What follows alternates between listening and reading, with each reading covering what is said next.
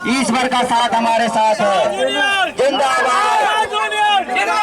हम पीछे हटने वाले नहीं है और इनके हत्यारों को हम पे हमारी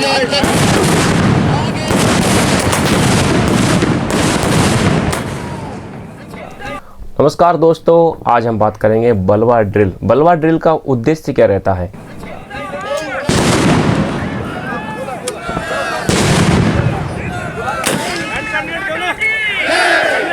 दोस्तों, बलवा ड्रिल का उद्देश्य है दंगा और भीड़ को रोकने के लिए पुलिस की क्षमता और जो पुलिस की कार्रवाई है उसको और ताकत देना। भारत माता की, भारत माता की।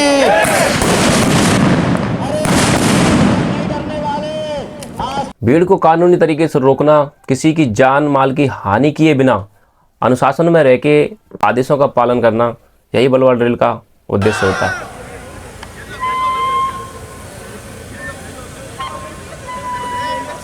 दोस्तों, बलवा ड्रिल में 4-5 पार्टियां बहुत ज़्यादा महत्वपूर्ण होती हैं। सबसे पहले आती है आपकी वाटर कैनन पार्टी, जो कि पिचकारी छोड़ती है।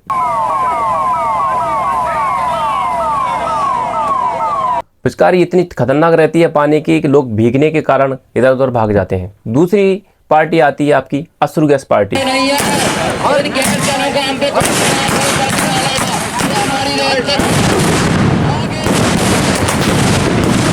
अश्रु गैस पार्टी के बाद होती है कैन पार्टी।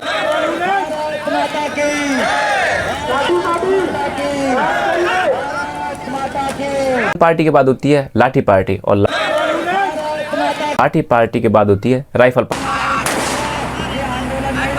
पार्टी। दो पार्टियां और होती हैं दोस्तों, एक होती है रिजर्व पार्टी, उसी के साथ होती है स्ट्रेचर पार्टी। दोस्तों, अब बात आती है आंदोलनकारियों से मिलके उनकी जो मांगे हैं उन्हें जानने की बारी।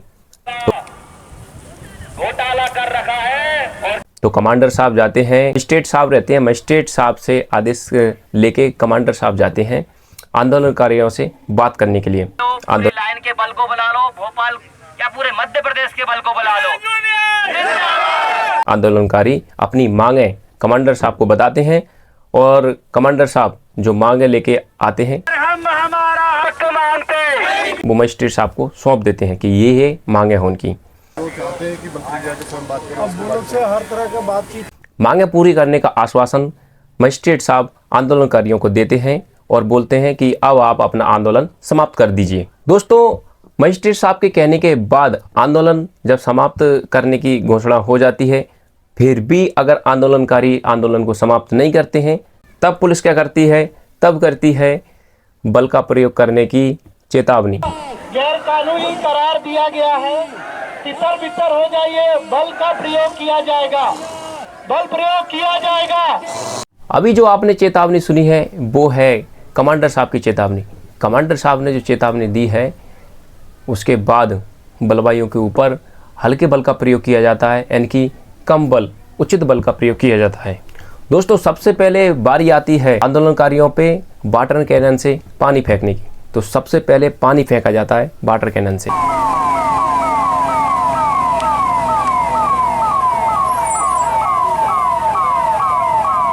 वाटर कैनन से भी बात नहीं बनती है तो दोस्तों उसके बाद आती है अश्रु गैस पार्टी।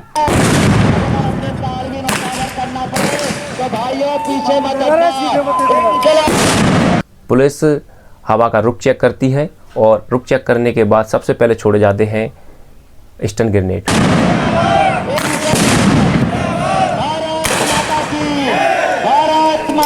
स्टन ग्रेनेड छोड़ने के बाद भी अगर भीड़ नहीं हटती है, उसके बाद आते हैं अश्रु गैस के गोले दागे जाते हैं। अश्रु गैस हटने वाले नहीं है और इनके हत्यारों को हम पे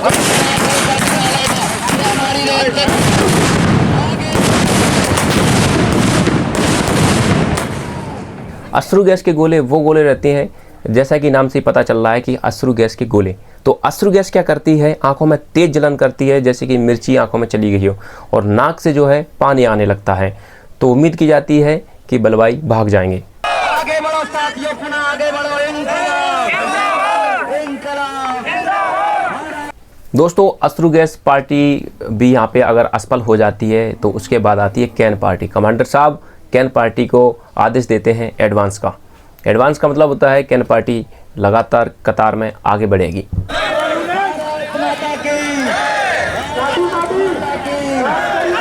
दोस्तों अगर कैन पार्टी से भी बलवाई अगर शांत नहीं होते हैं या तितर बितर नहीं होते हैं तो उसके पीछे होती है लाठी पार्टी। अब समय आ चुका है लाठी चार्ज करने का। लाठी चार्ज का आदेश देते हैं कमांडर साहब। लाठी चार्ज होता है। अगर लाठी चार्ज होने के बाद भी भीड़ और अग्रेसिव हो जाती है, पुलिस पे ही पत्थरबाजी करने लगती है और सरकारी संपत्ति और निजी संपत्ति को हनन करने लगती है,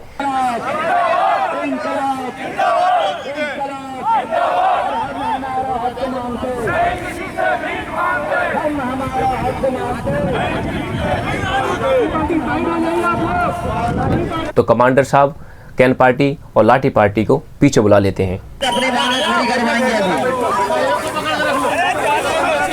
दोस्तों कैन पार्टी और लाठी पार्टी के पीछे आ जाने के बाद कमांडर साहब अपनी जो लास्ट जो रहती है राइफल पार्टी उसको एडवांस करते हैं और राइफल पार्टी अपनी जगह लेती है।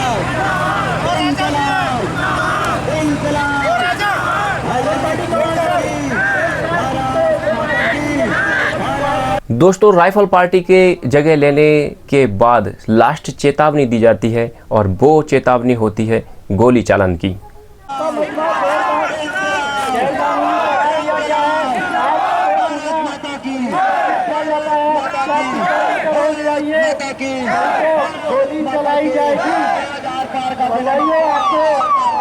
बलवाइयों आपका मजमा गैर कानूनी करार दिया गया है, तितर बितर हो जाइए, गोली चालन किया जाएगा। चेतावनी के बाद भी अगर बलवाई तितर बितर नहीं होते हैं, नहीं भागते हैं, तो जो कमांडर साहब हैं वो उनका जो मुखिया है उसको टारगेट पे लेते हैं और जो सबसे अच्छा शूटर है उसको गोली मारने का आदेश देते हैं। बलवाई और दंगा का जो ये प्रक्रिया है इसको जारी रखा है। दोस्तों बलवाइयों के मुखिया को जब गोली लगती है वो ज़मीन पर गिर जाता है। स्ट्रेचर पार्टी जो रहती है तुरंत उसे लेने के लिए वहाँ पे जाती है। स्ट्रेचर पे उसे लिटा के एम्बुलेंस में उसको हॉस्पिटल तक ले जाती है तत्काल।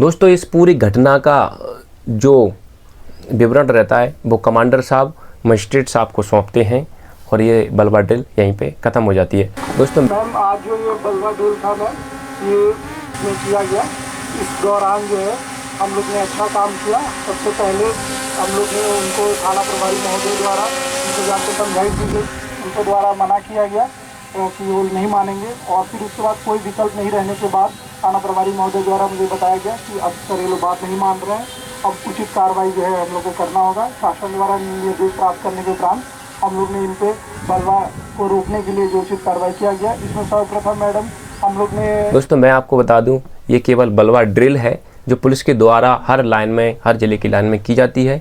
इससे जो रियल की घटना है उसको जोड़ने का या किसी की भावना को आहत करने का कोई भी मोटिव नहीं है।